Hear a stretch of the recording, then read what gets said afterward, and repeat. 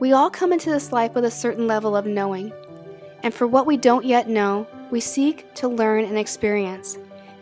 In this Know Our Soul series, we explore spiritual teachings to enlighten and empower us to live a life of our choosing. This is Know Our Soul. Hi, I'm Lisa Hromada, and welcome to Know Our Soul.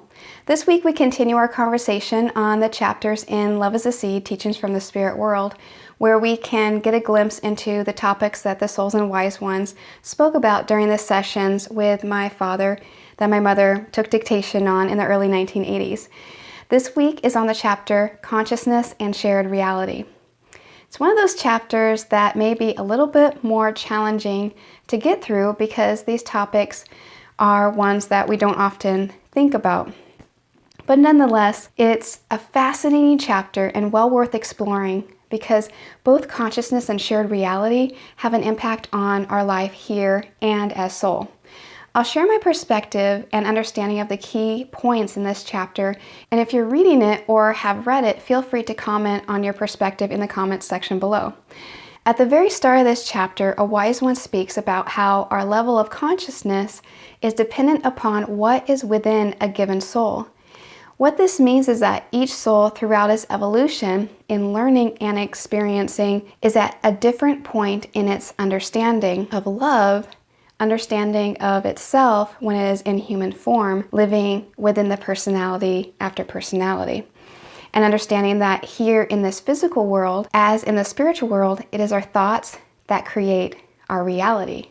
The soul, through the greater self, always strives to guide the personality through karmic experiences, good and bad, each for the sake of learning and evolving into our wholeness as a part of God. Because in this way, the soul can come into more clear awareness of something more and can be uplifted to a new consciousness. So what does this mean for us as personality living out this human experience and as soul? It means that when we can raise our level of consciousness, we are wholly benefited, both as soul and as personality.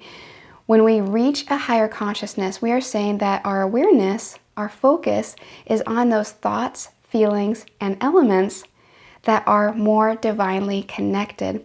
And eventually, our consciousness moves beyond thought, beyond feelings, to total knowing and completeness, being that ultimate destination. The souls and wise ones say that the highest level of consciousness is love. We have the opportunity through our conscious awareness to make choices in thoughts and actions that are positive or negative. It's our choice, and what we choose helps to create our reality.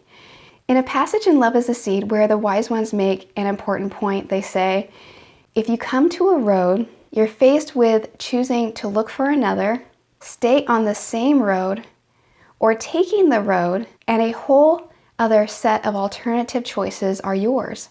But remember this, the roads are all within, and the alternatives and choices are within. Understand that, and you will greatly expand your consciousness.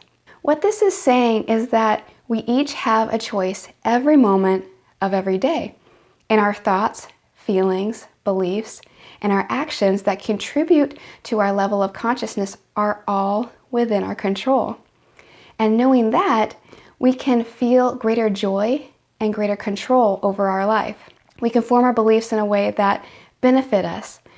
Because thoughts form our beliefs, and what we believe becomes our reality, having a higher awareness or level of consciousness can help guide our beliefs in ways that benefit our life. It can lead to being more successful in our work.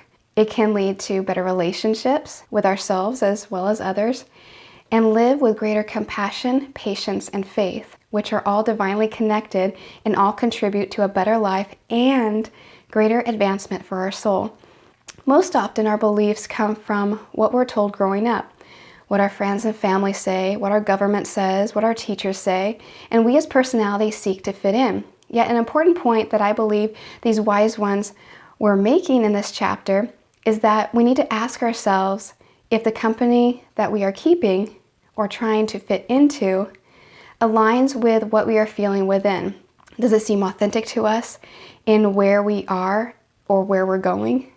We need to ask ourselves if what we are believing is making us feel good, and if not, know that something needs to change. And we don't do it alone. As referenced in the book, when the soul is in tune with total consciousness, that total consciousness being divine consciousness, and when we become more integrated with it, we can attain renewed understanding and a renewed life. That can be a beautiful thing for many people. So how do we connect with our higher level of consciousness? From my experience, we connect with this total consciousness in relaxation, prayer, sleep, and meditation. This chapter also speaks to this shared reality. There's an American author of Bridging Science, Spirituality, and the Real World named Greg Braden. And part of what he speaks about is our connection to all others and how we contribute to making the world what it is and changing the world to what it can be. He speaks about what Love is the Seed calls shared reality, how science is now proving that our thoughts and emotions and what we give from the heart has an impact on not just the individual, but on all others and on all creation. That informing beliefs and taking certain actions, that it is changing the actual DNA of the world either for good or bad. That we have the power to create harmony or to create havoc. This is what shared reality, each contributing to what manifests in our life and on a global scale. Anything that we are aware of at any given moment forms part of our consciousness. What we are often most aware of are our thoughts. What you think forms you and forms its own energy. If there are any ideas or concepts that you find too deep to comprehend at this moment, Spirit offers simple advice that we can all carry with us, and that is to just live your life and do what is in your heart. Intent is what matters. If you have questions on this chapter or want to share your experiences and revelations, leave a comment below, or you can message me through Twitter or Facebook. I will share the links below.